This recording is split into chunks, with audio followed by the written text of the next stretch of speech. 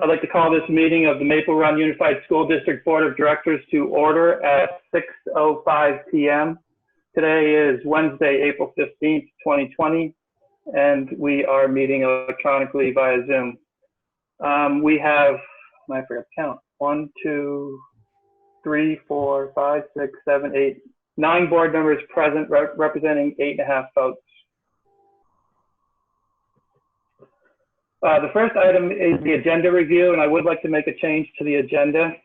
I would like to add an ed funding update at item 6A4. No action, just an update. Are there any other changes to the agenda? I'm sorry, Jeff, what update is it?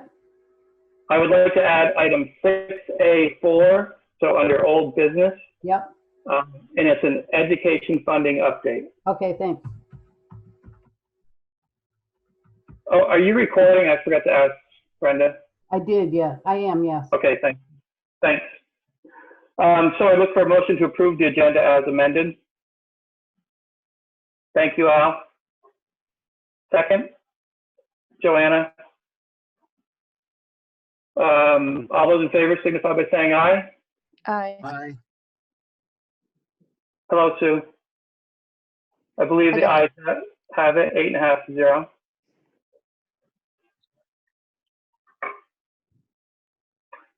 The next item is the Pledge of Allegiance. Please join me for the Pledge of Allegiance. Kevin has one. I pledge allegiance to the flag of the United States of America and to the republic for which it stands, one nation, under God, indivisible, with liberty and justice for all. Okay. Welcome, everybody. To the visitor section, do we have any visitors here who would like to address the board? And who do we have? Mike, Tim. Who's Tim? Jeff, this is Tim Smith. Oh, hi, Tim. How are you? Good. Did you want to address the board? I did, yes. Great. Go ahead. Yeah, last week I had spoken with Superintendent Dearth regarding my disappointment to honor next week's school vacation. And I get that this came down from the Secretary of Education's office.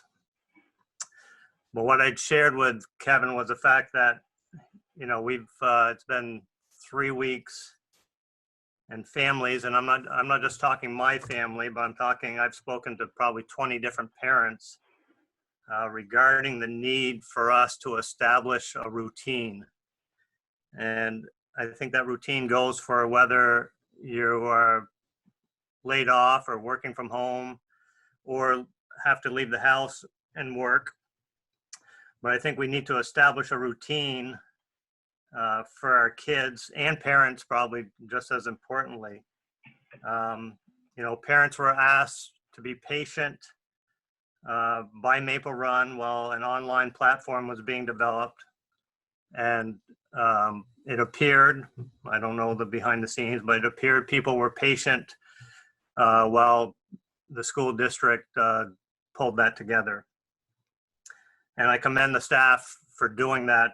It was released on Monday as promised. They met the deadline, and I think it was a strong product. But parents, once again, are working to establish that routine, and that platform helps. But here we are, we go 4 days, tomorrow being the 4th, no school on Friday because of in-service, and then no school next week. So the routine, we go 4 days and it's shot, and now we go 10 calendar days before we have to sort of reestablish that routine. You know, Kevin had shared with me that note from the Secretary of Education, and I would quote, since teachers are contracted to work a finite number of instructional days each year, It is important to follow April's vacations in school in order to preserve the potential option for implementing in-person instruction for students later this spring. I guess I'll be curious, and I make note to the whole board on this, I'll be curious to see if we actually do go through June 15th or longer. It'll be interesting to see if the Secretary of Education sticks to that. I know it's way too late, but as Kevin and I discussed, I guess there are times when I think the board, the Maple Run board, I guess I would ask not just take the directive from the Secretary of Education and live by it. Let's evaluate what the local needs might be, and if it means pushing back, then it means pushing back. But and I think this is one of those situations. If we had known ahead of time, it may have been no one's going anyplace. I think we all understand that. We're not interrupting anyone's vacation. But could we have done this in a more timely fashion with the rollout, and then maybe cut the school year short by a year? So I was frustrated. Other parents are frustrated. It's a tough time. Don't get me wrong. I get it. But you know, I can only speak to my family. Two parents trying to work. A routine is what we need, and I know some people might say, well, you can still establish that routine during school vacation, and we will. But it's that much tougher knowing that our kids know that it's supposed to be a school vacation. We're not home to guide them on every hour of the day. So, you know, we're all trying to get through this, but it would have been nice to have a discussion on this when it was made apparent. So those are my comments, Jeff. I appreciate the board listening to me. I don't know if anyone has any questions of me. Be more than glad to have that. Thank you, Tim. We appreciate you speaking. Are there any other members of the public who would like to address the board?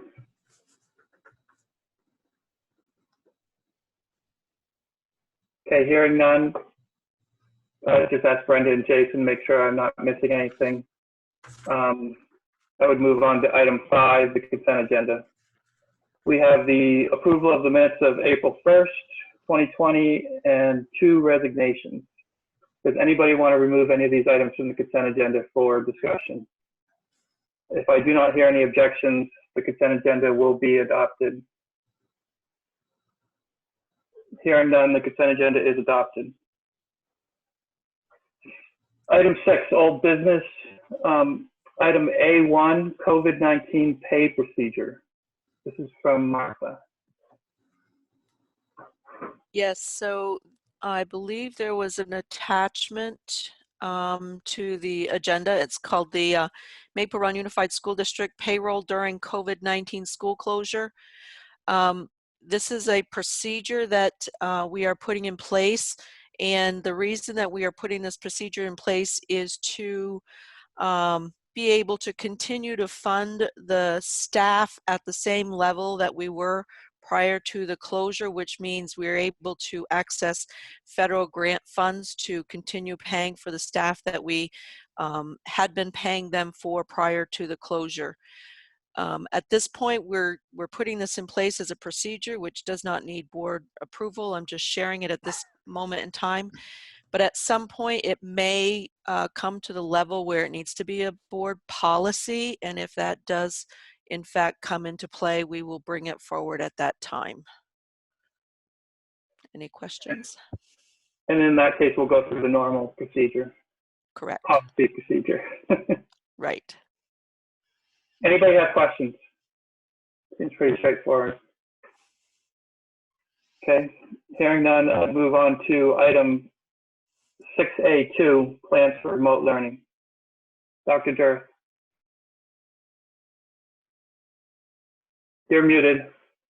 I warn people we're going to hear a lot from Kevin tonight, so we might wish he had the mute button on. Thanks, Joe.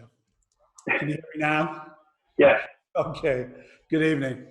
Uh, as Tim mentioned, we had a due date of April 13th where we were going from what the state called maintenance of learning to continuous learning. And that took a lot of time and effort and research. Okay, Nina. and just work to get this down. There was a lot of work with the teachers, a lot of PD that went into this. We also had to do a statewide continuous learning plan, which had to be approved by the state. And kudos to everyone who worked on that, administrators, program directors. We sent it in, they sent it back with a couple minor changes they wanted. And we sent it back again the next day, and in an hour it was approved. So it was a really top-notch job. And the plan was to talk about what we'll be doing as a district with this continuous learning, remote learning plan. And it's quite large. We just got this back, and so I haven't been able to send it to you, but I will send it to you so you can see for yourself the types of things we're doing. But what I thought I'd do tonight is talk a little bit, but then open it up to some of the people who actually helped write the plan to talk about some of the things that are being done either within their programs or within their schools relative to remote learning. As I said, a lot of work went into it. Teachers, paraprofessionals are all working on this now.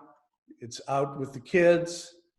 And we're doing a lot, and I'll just give you some examples. One thing we had to do is describe our communication plans and routines. So we're trying to connect with every child, K through 12, every day, and weekly with our pre-K students. We don't want to try to overwhelm them, and we're only meeting once a week there. We're doing it through virtual meetings, through calls, texts, emails, all different ways to connect with each student. So number one, we know that the student's safe, the learning is happening, and we're doing that again using teachers, using paraprofessionals.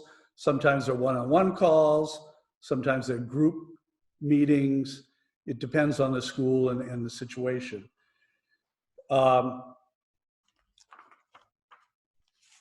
We're working to have routines in place that are established, again, to help the struggling student who may often need routines. We're talking to parents. We're trying to communicate with them as best as possible so everybody is on the same page, and we're doing that through what we call Blackboard Connect, which is the alert now that is often sent out, letters, Facebook, all different ways of communication. I know Bill has been had a YouTube conference last night with students. So we're trying all different methods to do that. We're trying to establish some consistent expectations for all schools. We're even giving a certain amount of the schedule to try to make sure kids have a schedule.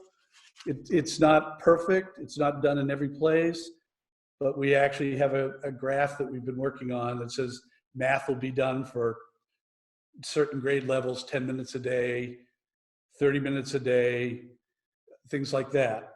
And so the students know and the parents know what the expectations are. And I could go on, but I think what I'd rather do is have principals and program directors talk a little bit about what they're doing with this plan, some highlights, some things that are more interesting than Kevin talking through a piece of paper, so the board can really see some stuff that's going on. I see hands. Jeff, do you want me to handle these? Sure, go ahead. I just wanted to make sure you saw them, so. Angela? So yes, Kevin's given a great overview. I actually created a short video the end of last week for our students and then for the parents, and that was on our Facebook page. And I think what we wanted to stress too, and I think all the other schools feel the same way, is it's just taking care of everybody right now. This is a very stressful time, and that we are there to support the families. We understand everybody's family situation is different. There's a lot of people that are first responders, people trying to juggle a lot of different things. And so I just gave kind of a fun message to the kids to be patient and try to help out.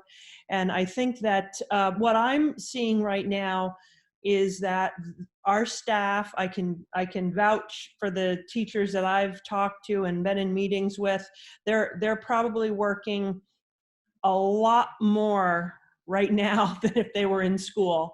They are just out straight. I mean, they're trying to plan and do things, and they're putting office hours in the evening to try to accommodate parents.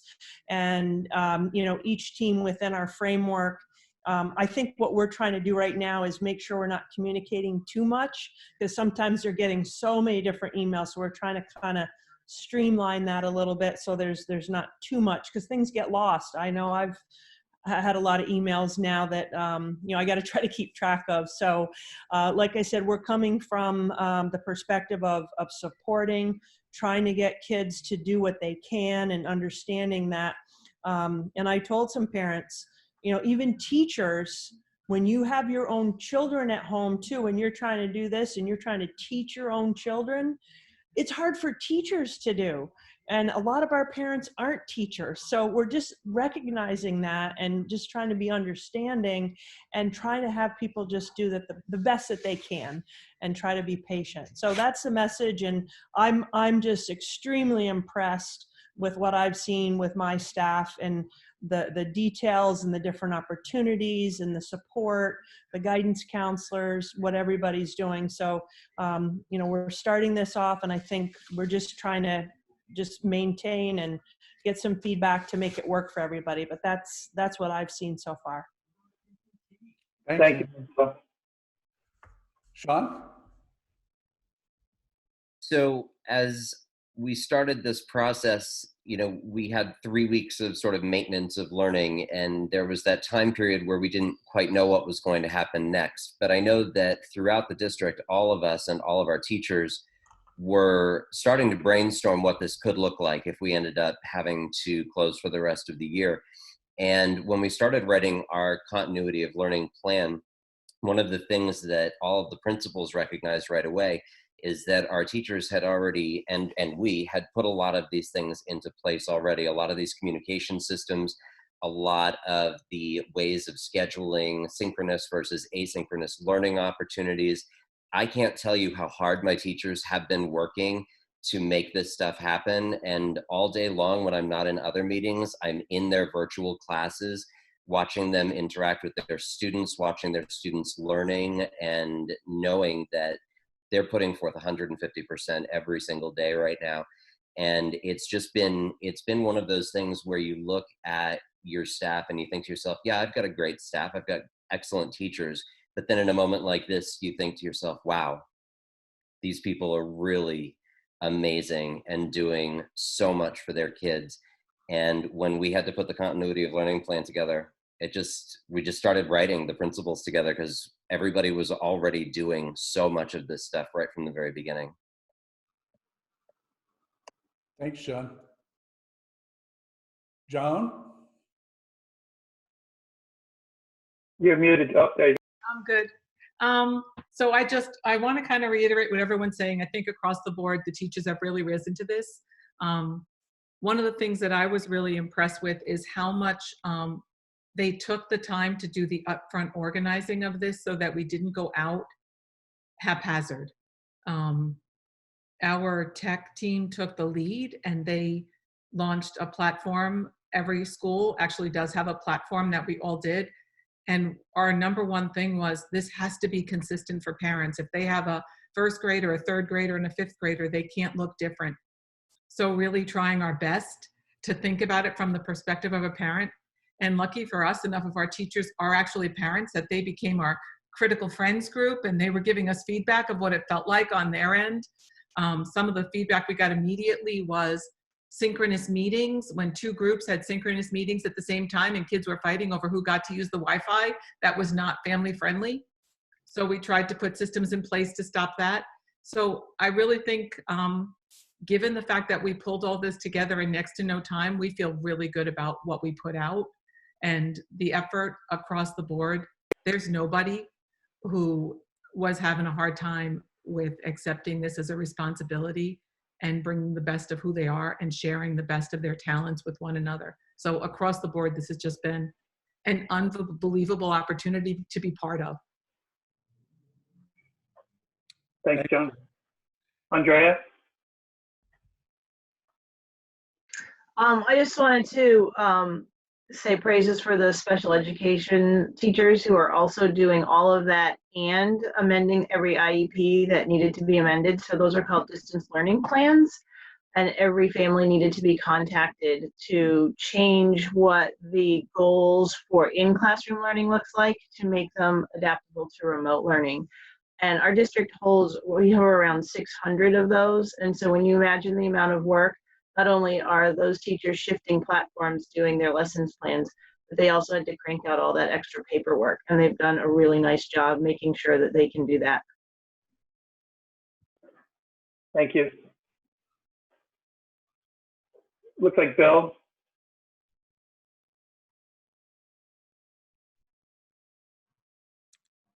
Sorry about that. There it goes. I would echo everything everyone said. One of the things I do want to recognize is really the principals and the directors we've really collaborated well during this time. And I think one of the benefits that's coming out of this is that we're all going to, from fourth grade to end of high school, we're on a common, what's called a learning management system, which is Google Classroom, and is really going to, I think it's going to be a real win and success for the future. I know we talk about everything we're scrambling for, but it's going to give a common platform across all the schools for how we interact with students and support students outside the classroom. We're having to do it now all outside the classroom, but I think it's a real benefit. Mike Campbell and I were having a discussion about this last week. Just the opportunity that this is giving us to all be common for the kids and how much that helps parents and students be able to access learning. So I think that's one of the, we were all really saddened about this pandemic, but one of the things that's coming out of it is it's helping us even get more aligned across the district. And I think that's a real benefit. I would echo what my colleagues said about the teachers. They've just been incredible. The amount of work they've done. I know a lot of us that are here as administrators, we see our computers interfaces every day. There hasn't been a time where I get on and I don't converse with a teacher and we just stumble into each other because we're responding to emails at the same time. And that's all 7 days, almost all the time. So people have been going really strong for a long time. And I think it shows in what we're producing out as a product. I'd also, Kevin mentioned it earlier, I just was tickled last night and last Thursday with the YouTube live events. We had some learnings in both of them of things we can do better next time. And we're going to do that. We're going to have another one the week we come back. We haven't said exactly which day it is, but we want to showcase some of the great learning that's happening. And we hope to do that that week. So the St. Albans community has been tremendous in the support and the outpouring of care for the kids that I've gotten back. That's been great interactive events through chat windows and online polls. So I just have been, again, as I have been all year, just so impressed with the St. Albans area and Fairfield, Maple Run community. Leanne was a rock star last night, that's what I would say. Yeah, she outdid me last night. She showed me how to get it done. So. Well, I can't not speak now. Thank you. I don't want to repeat what everybody else has said, but I can't go without saying that the staff at the Northwest Technical Center, and also I've been working with Bill and Heather and Sarah at BFA in the department chair meetings, and just people are just stepping up and they have a can-do attitude. They're not letting this get in their way. It's one thing to say, yeah, I'm going to get this done in Google Classroom, and it's another thing to make it happen. And our staff are making it happen. So just want to say thank you to our staff for making that happen, and also the administrators. We really have come together to make this work for everyone. Sean again. So I'm going to jump back in because I don't want it to sound like everything is perfect and rosy, right? Because we know that not everything goes perfectly, right? So there are some families that we're having difficulty reaching, and we try phone numbers and emails and texting, and we call relatives that we know of to make sure that families are okay. And then we actually have our school resource officers who can go out and check on families for us as well. We have families who are homeless, who are living at, a hotel, and we're trying to figure out today, the principals, and I don't have one of these kids, but all the other principals do, and we were trying to figure out how we can get a hotspot to one of the local hotels where some of our homeless families are staying so that our kids can do work. I was trying to get a phone line out to a remote location in Fairfield so that I could just call a kid who needs some support. We're having some kids who are not necessarily participating in some of the schoolwork. I think some parents may be opting out because it's overwhelming, and some kids are opting out because there aren't parents there who are able to make them sit and do the work. So it's an interesting time, and there's a lot of good collaboration that's going on, and there are so many good things that we all just focused on. But there are our struggles as well, and part of that is a technology divide that we're still dealing with. That part of that is the meals that we're serving families that aren't having food right now. I mean, there's just a lot of stuff going on out there that we're, how do we keep track of kids who might be having issues in a home with domestic violence? Like, those are things that we're having to really focus on and help our teachers focus on so that they can be alert to warning signs that something might be going on. Normally, we have our children in front of us every single day, and we can notice a difference in attitude, a difference in demeanor, a difference in the friends that they're hanging out with. Just the little warning signs that lead us know that they need something from us, and we're having a harder time with that now. So yeah, a lot of good stuff, but also there are a lot of struggles, and we need to just sort of recognize that that's going on too. And there are teachers who are having difficulty with technology themselves. They can't load a video because it takes them 4 hours to load a video online, and all sorts of things that are challenges. And we have our buildings open for them, and we're trying to figure things out. So we're problem solving every single step of the way all day long. I think that's kind of the nature of the principal gig right now, is just problem solve, problem solve, problem solve.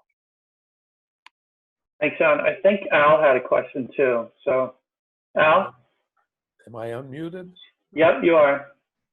Not so much a question. Last night, I would like to shout out kudos to Bill and Leanne. I decided to watch last night's YouTube, and I was very impressed with the way they were supported. Wish more people had jumped on, but I think in the future there will be. But job well done last night. Yep, thank you, Al. Joanna. Oh, I just want to say thank you, Sean, for talking about some of the problems that you're experiencing. I think they're probably similar everywhere.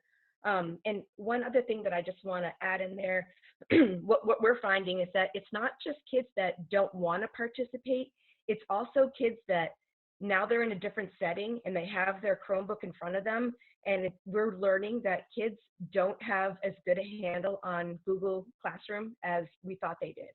And so I think that, you think about all the different supports that they were getting in school, right? Like, a friend, somebody that they're sitting next to that says, oh yeah, turn that on, or you're muted, or you're this, or, so they don't have somebody at home that's able to do that for them. And we've been literally trying to go through those kids who we see are having less and less contact or consistent lack of contact, and just trying to get on with them, do a Google Meet with them, and go through how to get on and do that. Go through how to use your email from when a computer's closed to when you have to open it, turn it on, and go. Because I think if their Google Classroom's on in front of them, they might be able to do it, but we're finding out that kids are having a hard time, and so they're just avoiding it and not going on. The other thing that I just want to bring up that has really been eye-opening for me is the amount of isolation that young people are experiencing. And yesterday, I spoke to a student. I did a Google Meet with her and her brother, and it was the first time that she had spoken to anyone outside of her family in 25 days.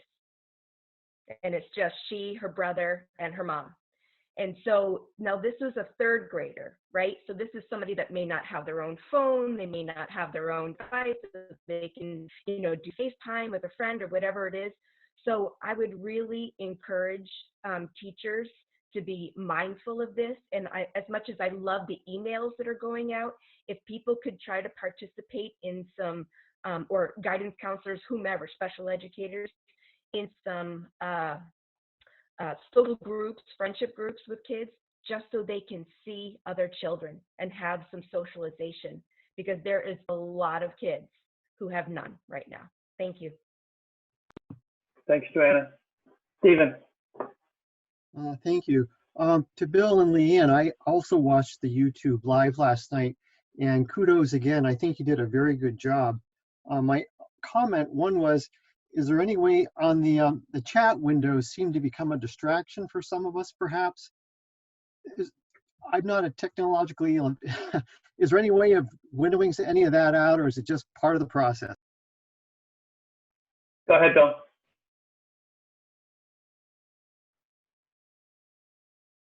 So we had a lesson learned last night, Stephen. We've already, Dino's come up with some great, we put filters on that we didn't have on. We're looking into a way that it can be, we definitely can moderate the chat. The past times we had done it, we could do it ourselves. So we just learned a few lessons last night. We're already looking into, is there a way to send questions and then have them appear? Or is there a delay system so that we have someone moderate and take off what we don't want on there? It was one of the, to me, it was a little bit of a distraction last night. And we saw that, we all talked about it afterwards, debriefed, but also have learned that through the internet, when this type of things happen, the best way is to put prevention measures in the future and just keep going on and try not to acknowledge that it's happening. You saw last night we had to a couple of times because it was getting somewhat distracting. But I know we can improve, and those are the stumbling blocks that Sean was talking about that we're learning about in this environment. I know teachers are, and you know, I think all of us as principals could echo what Sean said about the problem solving and the concerns we have for the kids that aren't connecting in the systems we're putting in place to really monitor that. Unfortunately, there was some good chat too, like what Joanna mentioned. I mean, there was kids helping other kids with questions about Google Classroom and stuff, and parents helping other parents. So it's a mix. Yeah, no, there was mostly good, but there was some of that bad, and we're gonna figure that out.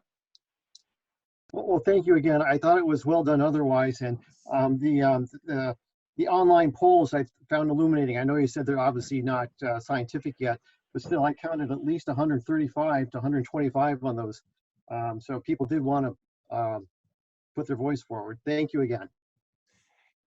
Yep, that's our biggest thing we're trying to do, is find a way to give people voice through those in a way that can honor it and then get information out at the same time. Go ahead, Sarah.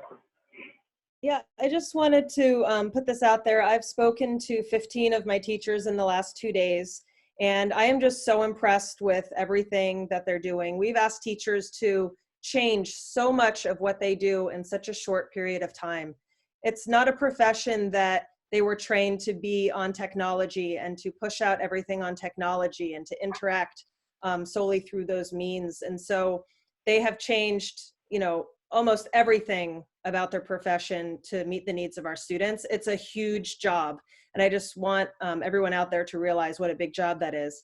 And on top of that job, they have their own children that are running around, that they're having to homeschool. And especially starting on Monday with the continuity of learning, there is now the new material that they're having to sit down and actually teach their own kids.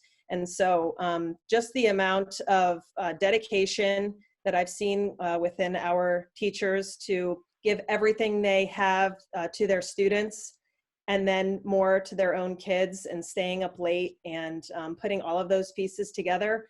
I just really want to have a big shout out to them, because it is not an easy task. It is not just going from one room, from a classroom to a home. Everything has changed. So great job to our teachers. Yeah, I know Keith. I'll mention Keith since he's here. He told me, he said, I can handle the math, but science, it's all different now. So not easy. All right, Kevin, looks like we're back to you. Jeff, Nina had her hand up.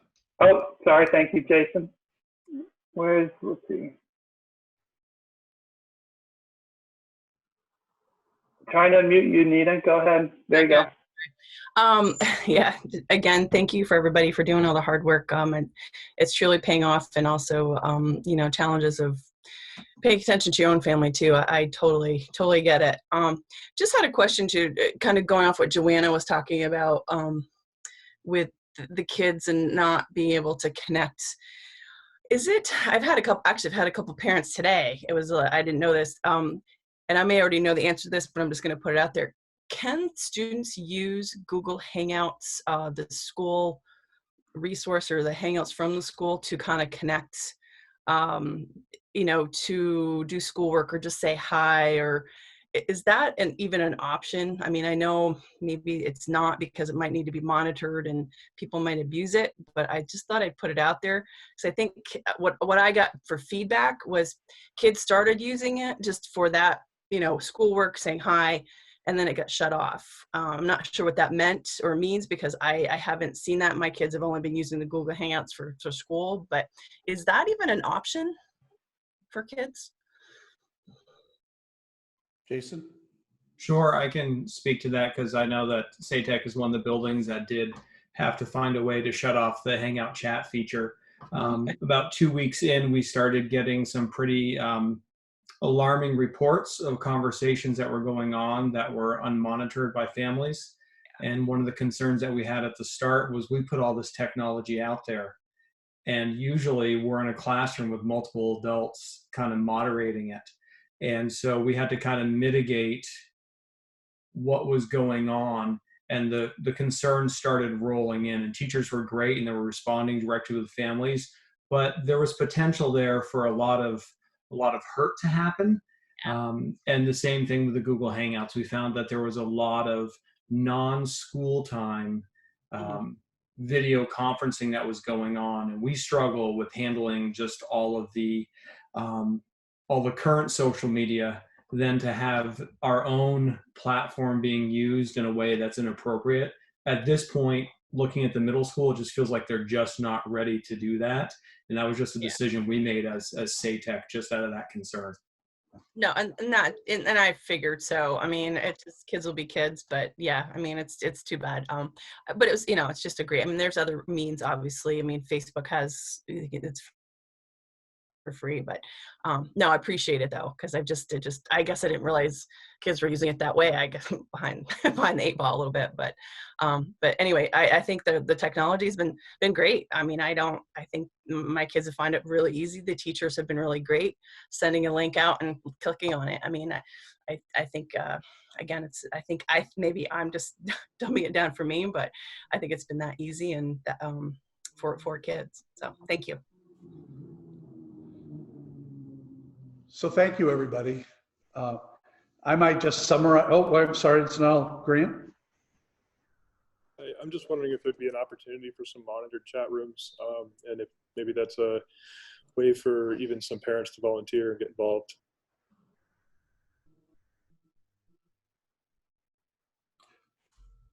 We can talk about it. Yeah. Thank you. Keith has had his hand up. I just wanted to say, because it's kind of on this topic. So you can see the whiteboard behind me. I'm putting out notes for the math stuff, and then I do videos that I do the examples from the notes, so the kids have that to look at also, and I talk to them. And then the other thing I did is during the scheduled class time, I've for each Google Classroom, they have their own class Google Meet room. And I told them I would be in that room during class time to answer questions or whatever. And just kind of out of curiosity today, because you mentioned it, one of my classes, a bunch of them were in there. It's probably about 6 of them, maybe 8. Some of them were doing homework and asking me questions on it. And there was some that were, like you were saying, they were just chatting, playing video games, and they just get in contact that way. So there's a little bit of that, and I was fine with it because, like you said, they kind of need to still connect. So there is a little bit of that. Thanks, Keith. Sean. I know that for my middle schoolers, we have some study halls, quote unquote. So this is kind of what Grant was talking about. Like, it's just a teacher that's got a Zoom going, and the kids can drop into the study hall and they can get help with work or talk about whatever, life or anything else. And so we're doing some of those drop-ins. Teachers have some drop-ins during their office hours. So they might be sitting there waiting for somebody to pop in and ask a question or just say hi or talk. And then guidance counselors are, like Joanna had said, guidance counselors are running small group social groups. My behaviorists are running little like social groups as well. So, you know, we're trying to find ways to get them to connect in a moderated and safe way that makes sense.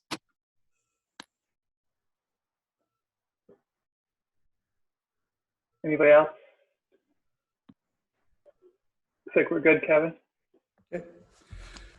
I would just summarize the whole thing a little bit. Obviously, some things you heard is that we have growing pains and we're doing things, so many cases that we've never done before. But I had a parent the other day talk to me and to put it in a positive perspective. He said, you know, if you guys get really good at this, we might be able to just completely get rid of snow days.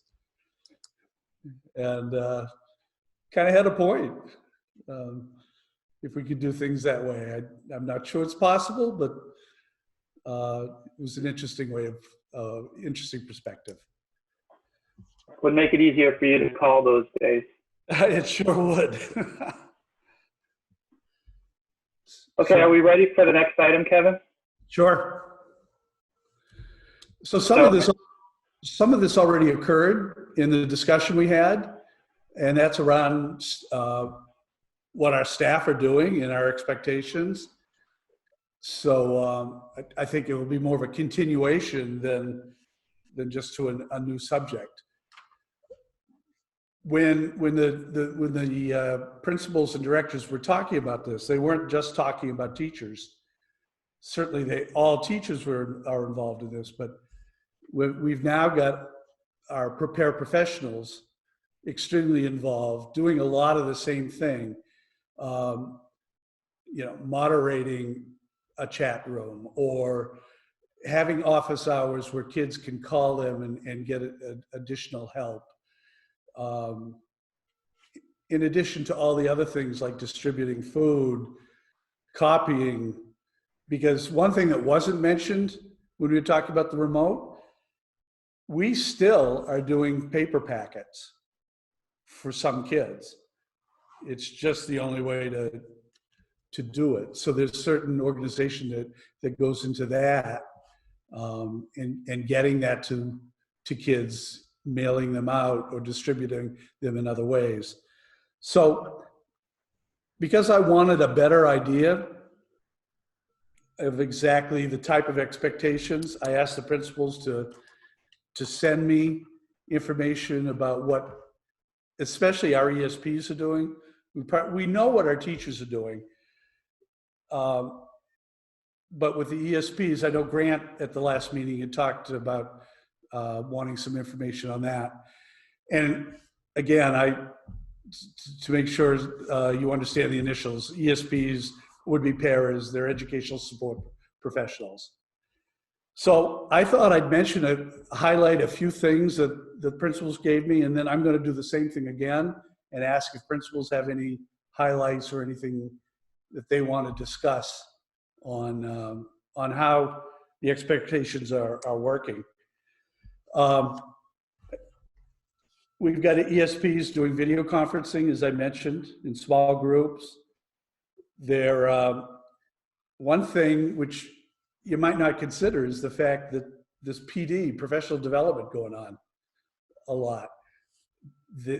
They're learning different online methods so they can do it themselves. They're watching tutorials to learn how to do it. They're reading and completing assignments. They're supporting teachers and students. Some paras have been making videos that they put out into the community, like a farm tour, math skills in nature, things like that, all supporting the learning. Obviously, with special ed, they're doing a lot of modification work for students that need the additional assistance, supporting emotional needs of our students, which was talked about earlier, helping build routine, controlling certain presentations, working with teachers. Interestingly, in some ways, not much different than what they were doing during a regular school day, except now learning and transforming that into an online setting. They're connecting with students, they're collaborating with teachers, they're in meetings quite a bit, because the principals will tell you they're probably all Zoomed out or Googled out, but there's constant meetings going on with faculty, with paraprofessionals, so they're able to stay in collaboration with everybody. They're on the same page. They're distributing food, Chromebooks, calculators, musical instruments, medication that was left in schools and we had to get it back to the kids, handling mail, printing, so bagging food for deliveries. So there's a lot of stuff that goes on in the background that sometimes isn't even seen. And I'm sure I've just hit the beginning. Sean? So one of the interesting things about being in a classroom, because as you look at Zoom right now, this is kind of what our classrooms look like. And we have to let kids in, so they have to be admitted from the waiting room. And they also have a chat function over on the side. So what some paraprofessionals are doing is they become a host, and then they can let the people in while the teacher is actually teaching. So the teacher doesn't have to stop teaching to admit somebody. They can unmute and mute people like Jason's doing right now, so that the teacher can just focus on answering the questions and getting the information out. And they can also be monitoring the chat room to make sure that the chat that's going on there is appropriate, in addition to taking notes. So one of the things that I've seen some of my paraprofessionals doing is taking quick notes over in the chat. For example, if a teacher's giving a math problem, they might be transcribing the math problem over on the chat window so that kids can see it right there. And they're also taking notes, which they'll upload later for kids to be able to access. That's one of those special ed things that can be useful, having a transcription of notes. So there are a lot of like really strange little things that we never really knew about that have turned into really, really important jobs, and our paraprofessionals are jumping right into that. I'll open it up to anybody else who'd like to mention anything. Heather?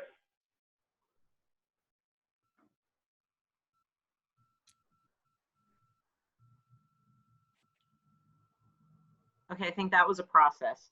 There you go.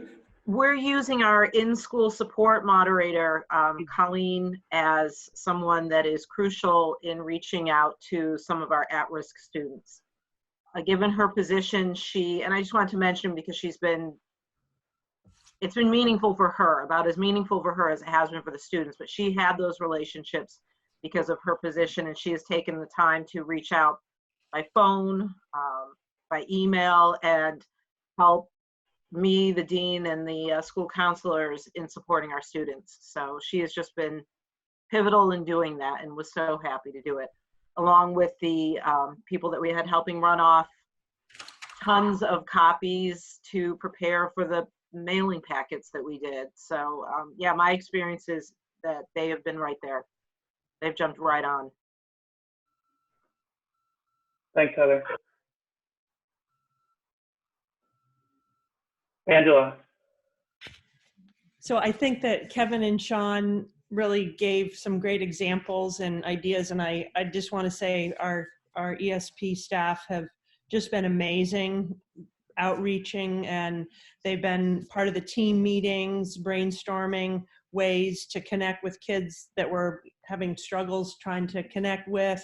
They have some really strong relationships with the kids already. So helping, even if a student doesn't have internet, calling them, helping them with some assignments, and just, you know, being in the Google Classroom, like Sean mentioned, and helping to manage it just like they would in the classroom, and just really offering to go above to support kids around their social emotional needs. So we've just been, you know, very fortunate that they have been outreaching and doing all the things that everyone has mentioned. So I just want to reiterate that and thank the staff as well.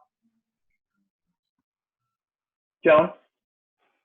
So there's only one thing I want to add, because I agree with everything that's been said, but one other thing that I've seen happening, they've really been learning the technology. In our pre-K to third grade, we're using something called Seesaw, and I love how every single ESP in their classroom with the kids goes in there and is commenting on all the kids' work. And I think that that's one of the things that we do that we can't miss, that kids are affirmed so many different times from so many adults in positive ways. And I just love the fact that they're one more adult giving those positive affirmations. And in order to do that, they had to learn technology tools that they didn't know before. So I'm seeing the courage going out across the board. Thanks, Joan. Oh, Grant, go ahead. Hi. So I guess at the risk of developing a reputation, I just want to, maybe bring it back around a little bit. Great work, up to this point. If I look at the, the general stages of group development, right, which I think is what we're going through here, and this is maybe a comment for the administrators. This is the whole storming, norming, performing transition that we go through in these types of situations. I think we've done an excellent job of the storming, of the forming and storming part of that. I think the challenge ahead of us is to get through the norming phase as fast as possible and get into the performing.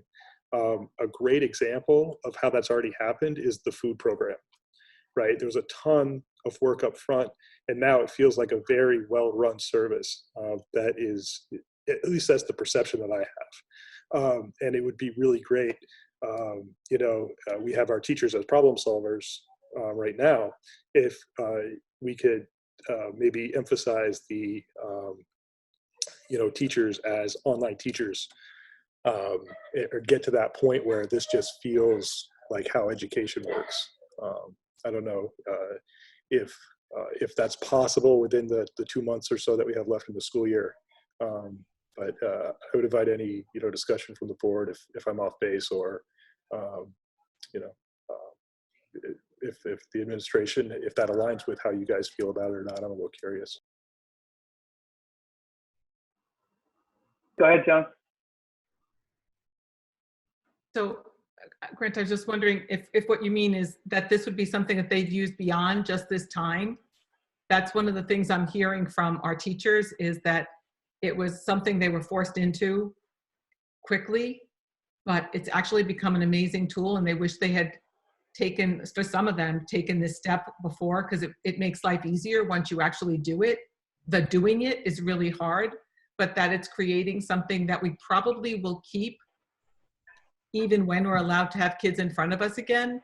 I think that's something that we're kind of learning, is that this can be more than just a stopgap for what we're doing right now. I don't know if that answers what you were asking. I think that is a great as a long-term goal. I guess short-term, I was thinking more along the lines of what Tim alluded to, which is kind of getting into that routine as a way to sort of alleviate the stress, that parents are feeling, and trying to act in an educational role that hasn't been asked of them before. So to get into that routine, which would feel normal, I think would go a long ways. And if that could be part of, the objective in a formal way, if it's not already, that would be great. I think one thing I've seen in communications from the various administrators is that they're trying to be flexible around the fact that students, the schedules can't be as regular as they used to be because of other siblings being home and, everybody trying to juggle everything. So I think, I don't know what everybody else thinks, but it's probably going to be different in a normal time doing this kind of learning than in this time. So. Okay, Kevin, do we have anything else? No, not on that. Okay, so I would move on to item 6A4, which is an ed funding update. The VSA put on a presentation on April 9th, I believe it was, that Kevin and I and Martha saw. And then I think the VSBA sent it out to all you school board members around the 12th or so. And I don't know if you get to see it or not, but Kevin and I were just hoping to highlight some of the items that were on it. Did you want to start, Kevin? I'll start, but I'm hoping you and Martha will tag team with me if I skip over something. And my goal is to give an overview. And up to this point, we've been pretty upbeat, feeling things are going pretty well in unprecedented times. This presentation probably is less upbeat. It's showing a financial picture that's probably not surprising, but a state financial picture that's relatively bleak. And so this presentation was helpful to us. They started out by talking about just the most recent, the rest of FY 2020, and the concern that money is not coming in right now for various reasons. So they had approximately a $13 million surplus in the ed fund before this started. And already they've depleted the surplus and they've gone into deficit to the tune of around just under 40 million. So, and I need to preface all of this by saying, I'm going to give you facts. I'm not able to give you answers. They're not giving us answers. They're giving us facts, and answers are going to come down the road as they discuss it. So, but they are in deficit now. And again, yeah, I would just throw in, Kevin, quickly. It seems like there's two problems. There's a lack of money because we're collecting less, and then there's also a cash flow problem because we're delaying the collection of property taxes in some cases, and certainly in the consumption taxes, we're allowing people to pay them later. So, and we're not only delaying property taxes, but their concern down the road is people might not be able to afford the property taxes, and they might have a difficulty paying. So there's all of that all put together. So another problem with that, with taxpayers, is there's a delay with the income sensitivity. For FY21, I believe their 2019 income will be used, which is pre-pandemic. So that's going to be a hardship for people. And so far, we've just talked really 2020. They're feeling FY21 is most probably even going to be worse. They don't have a lot of numbers with that yet, other than the fact that for the very same reasons, they're feeling it's going to be a bad year, even if they can get us up and running again relatively soon, which, as we all know, is an unknown at this point. He talked about the fact that reducing spending where possible for schools, but the presenter even mentioned that's going to be tough because all except 9 budgets have been passed. And 19. What was that, Jeff? I think it's 19. Okay.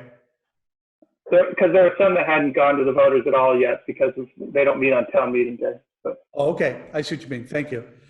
So yes, so most budgets have passed, and as you guys know better than anybody, 80% of those budgets are contracted salaries and benefits.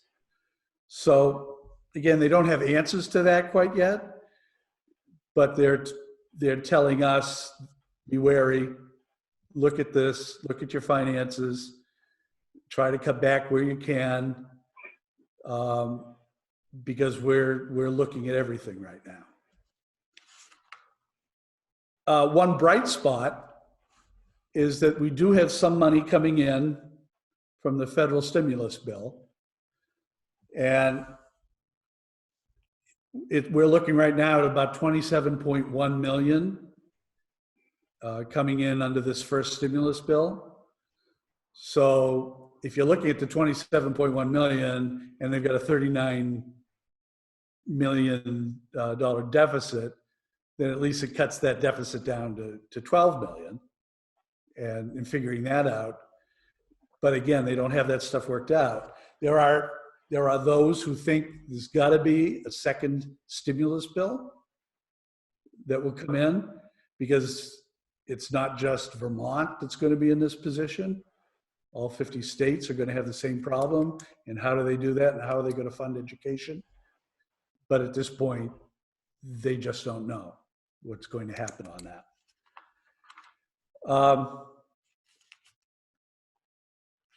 That to me was the overall general feeling. Martha and Jeff, I don't know if you have anything you want to add to that. I would just say one of the things that you didn't mention was just that anticipated FY20 deficit at the end of FY20 includes draining the rainy day fund for the ed fund, which was about a little over 36 million. So that's problematic as well. I think that might be required by statute to be a certain level. So they're going to have to try to recover that in following years. But hopefully they can change the rules around that. Martha, do you have anything to add? Yeah, the only other thing I was going to say is that they gave us what they knew for as of April 1st, and those projections were based on information as of April 1st, and that is on the premise that they're thinking at that point that things might start getting back to normal after the first of the new fiscal year. So those projections of maybe $39 million shortfall may be way too low. It may be high. They're just projections at this point. The one thing that they did state was that the final payments coming to the school districts from the education fund is scheduled to be sent on April 30th, and that as of the date that they were doing that presentation, the cash flow at the state level is to the point where they feel that they will be able to make all those final ed spending payments to the school districts for this fiscal year. So for this fiscal year, we're probably in not that bad a shape as far as the school district goes, not at the state level, but at the school district goes. It's going to be 2021 that we're going to have to really start to look at a lot closer. And they also mentioned cash flow with municipalities, because if you're moving your property taxes and everything to July 15th, then tax bills are going to come out later. Then municipalities aren't going to have the funds, and they're worried about municipalities having cash flow issues, and they're working through that too. Right. So, go ahead. One other thing I noticed tonight was Casey Toof, who's a legislator, posted tonight about the ed fund shortfall, and then he also mentioned they're anticipating right now a 61 million general fund shortfall and a 40 million transportation fund shortfall, right. Which makes sense since gas is cheap and no one's driving. But just additional things to worry about. That was all I had, I think. Overall, that's just for your information, so you're up to date on it too. And we'll watch it. We're monitoring as things come along, as the legislature starts getting into the meat of all this. We'll keep you informed. And I would encourage board members to look at those materials that the VSBA sent. If you can't find them or didn't get them, let me know. I'll make sure you get them. Thank you, Kevin and Martha. Okay, moving on to item 7A, the renewal of the auditor's contract. Martha. Yes, so I would like to ask the board's permission to connect with Cattell, Brannigan, and Sargent to see about renewing our contract for another year. They've been instrumental in our switchover from the old accounting system to, well, when we switched from multiple school districts to a single school district, we finally got that all ironed out, and then the state threw the whole software accounting program change in, and they've been fantastic to work with throughout the year when I had questions on how we needed to set up our new system. And I would like to be able to connect with them and see if we could renew the contract. And by statute, we can do so as long as the renewal is less than the NEAP for the contract year, which for FY21, that would be a 2.7% possible increase. So I would like to know if the board would authorize me to go ahead and move forward with that conversation with KBS. Al. I'm trying to hold on. There you go. Thank you, Al. So Al's motion is to authorize the renewal of the auditing contract with KBS for another year, provided that the increase is 2.7% over the current year contract or less. Or less, correct. Can I get a second? Sue, thank you. Okay, any discussion? Grant?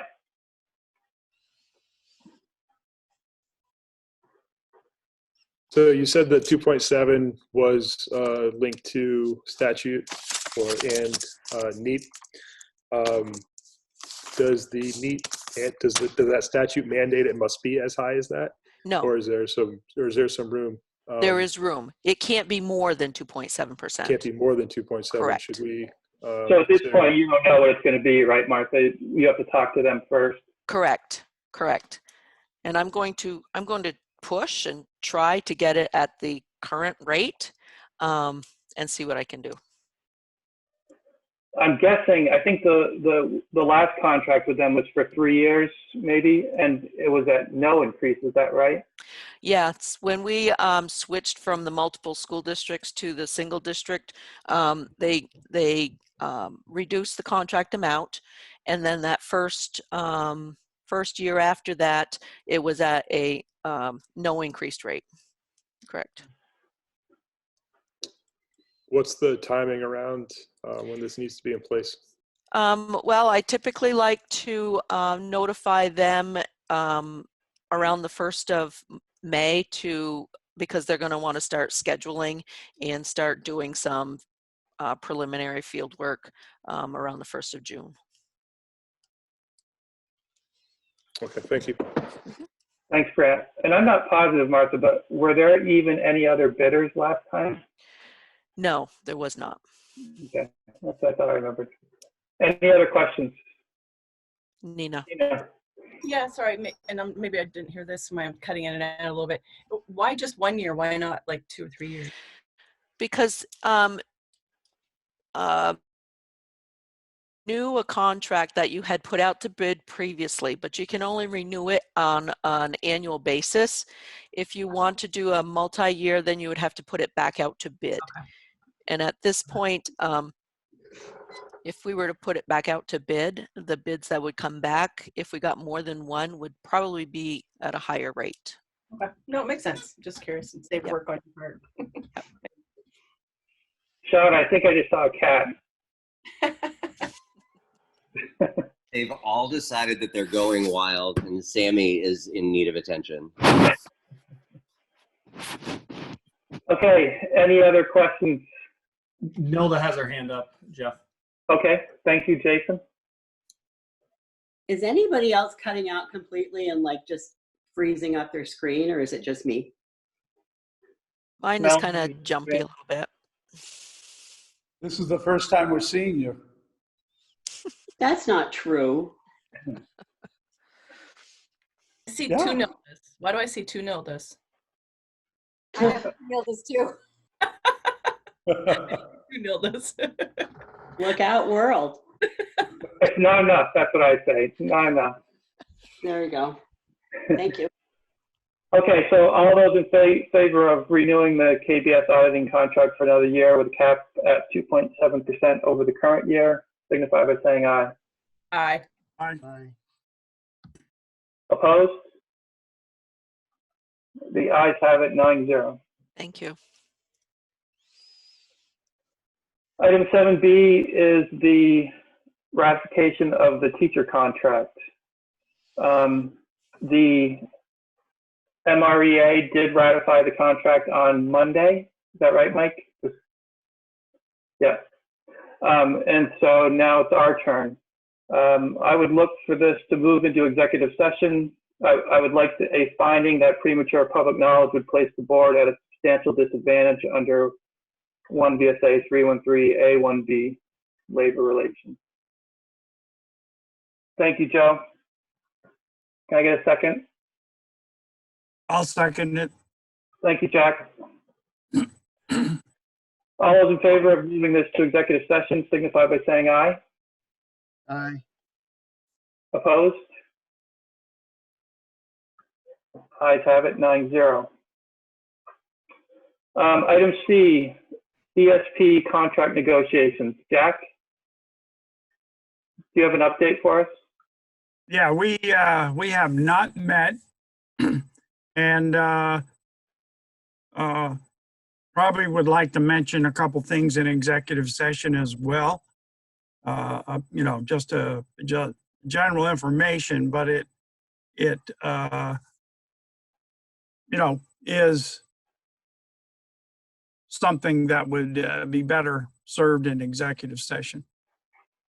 Yep, so we just need a finding that premature public knowledge would place the board at a substantial disadvantage. Can I get somebody to make that motion? Joanna? Second? Al, thank you. All those in favor signify by saying aye. Aye. Opposed? Okay, we'll move that to executive session. And item 7D is a reduction in force. I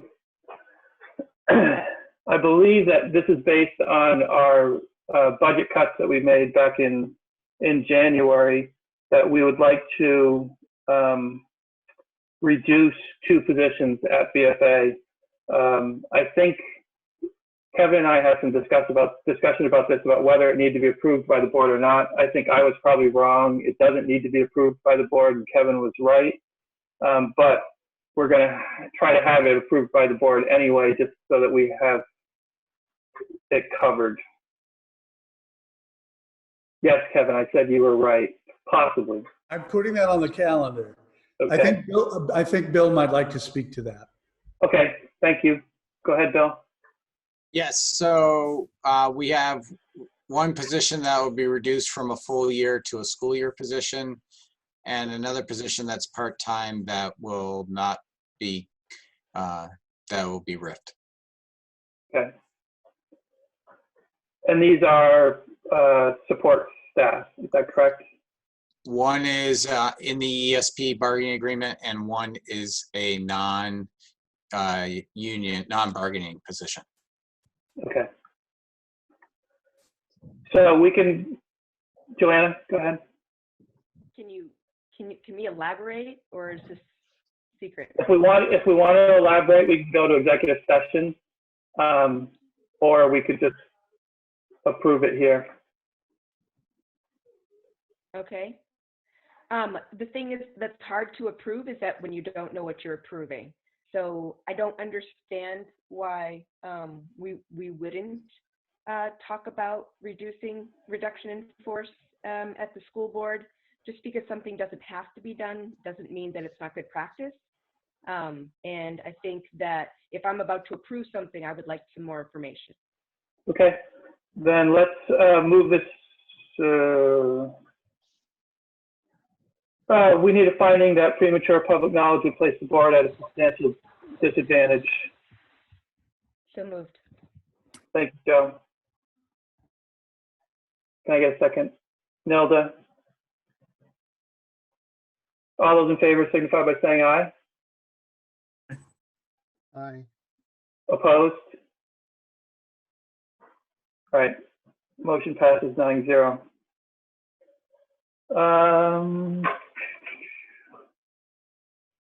Hold on one second, I need to find something. We're moving on to item 8A.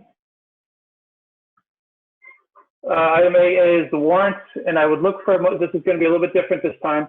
I would look for a motion to approve the warrants, acknowledging that passage of this motion will act as individual board member authorization of their signature on these warrants. You got it, Al?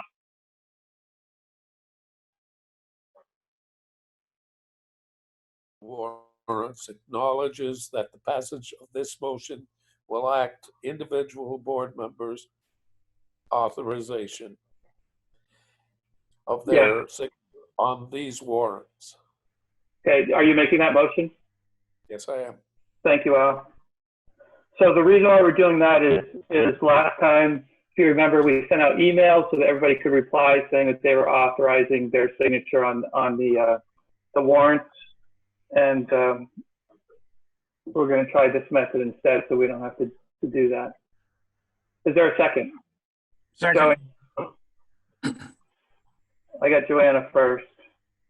Is there any questions about the warrants? All those in favor signify by saying aye.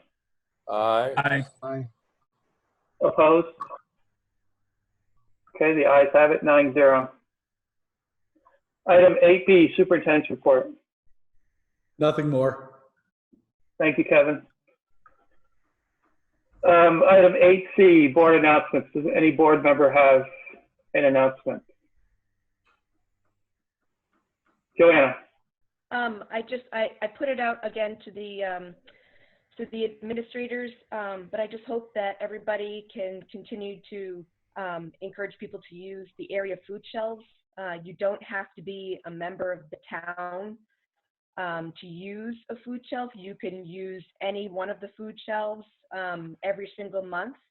I know for a fact that the Sheldon food shelf is really becoming some kind of like a food hub. The Skitty Pancake just donated 1,000 meals, and they're doing it throughout the month, once a week throughout this month. And they got 1,000 meals at the Sheldon Food Shelf, which is the Methodist church right in Sheldon Creek. But Bordeaux Brothers went down to the food bank and they picked up 10,000 pounds of food.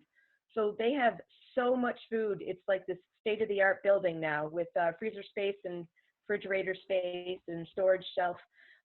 So the information for that is a call up. It's literally a phone number. It's 933-4487. and John and Kathy Gorton are in charge of the food shelf. And you can call them, and then they'll put together a prepackaged box of food, like about 100 pounds. And they can do deliveries, and people can also come and get them. But that information sheet that I put out a while ago, I can put it out again if people want.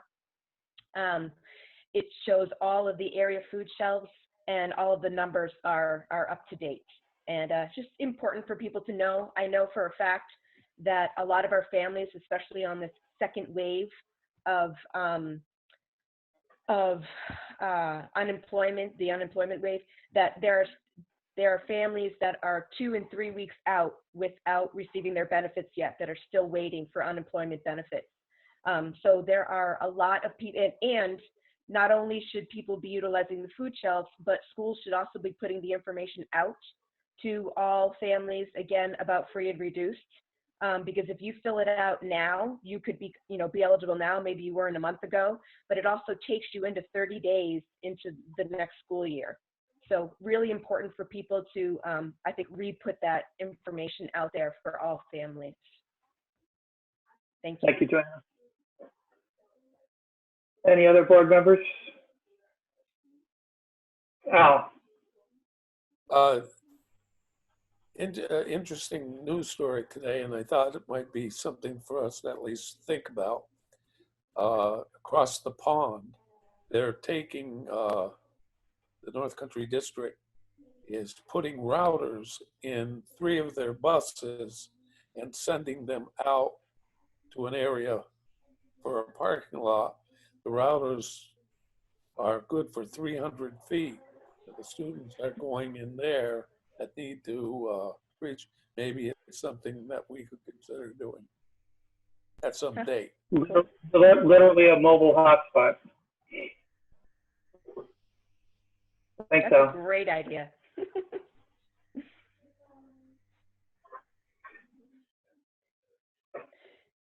Can I say one more thing? Yeah. So I know I talked about meals for students and families, but I also just want to talk about our seniors as well. Age Well is the organization that people can call, and you just need to be 60 years old or older. And if you're having trouble making your own meals, or you're having trouble going to a store to be able to buy food in order to make your meals, there's no income eligibility for Age Well for senior meals, but they are a wonderful resource as well. Thank you. Okay, moving on, item 9, agenda items for future meetings. I think we're probably set on that. And now I'd look to go into an executive session under 1 VSA 313A1B labor relation agreement to discuss the professional staff contract, the support staff contract, and a reduction in force. Thank you. Al, thank you. Can I get a second? Who are you inviting? Hopefully we are. All right, we are now out of executive session at 8:15 p.m. And I would like to start off by saying the board feels that during this unprecedented time, it needs more time to better understand the effects that the COVID-19 pandemic is going to have on the state's economy generally and the education fund specifically. We recognize and value all of the work that has gone on between the board and the MREA for us to reach this point in our contract negotiations. We thank the members of the MREA for all of the commitment, hard work, and caring that they have shown our district to this point. Given that, the board believes that this is not the right time to vote on this contract, given all of the unknowns that we are facing. I would now look for a motion to table the ratification of the professional staff contract until a future meeting. So moved. So moved. Oh, sorry. Thank you, Al. Who had the second? Second. Thank you, Nilda. Any further discussion? Jeff, can I make one suggestion? Okay. I would suggest that you just remove the first sentence and you start with the appreciation, because you end up by saying that you're not going to do it and why you're not doing it. And I just think it's great to begin the letter with showing the appreciation. Well, it's not a letter. This is a motion that was just made. We already had it made and seconded. So at this point, we should just vote on it. All those in favor signify by saying aye. Aye. Aye. Opposed? Okay, the ayes have it, 9-0. I now look for a motion to approve the 2 risks as identified by the administration. So moved. Thank you, Al. Second. Thank you, Jack. Any further discussion? All those in favor signify by saying aye. Aye. Aye. Opposed? Okay, the ayes have it, 9-0. Thank you very much, everybody.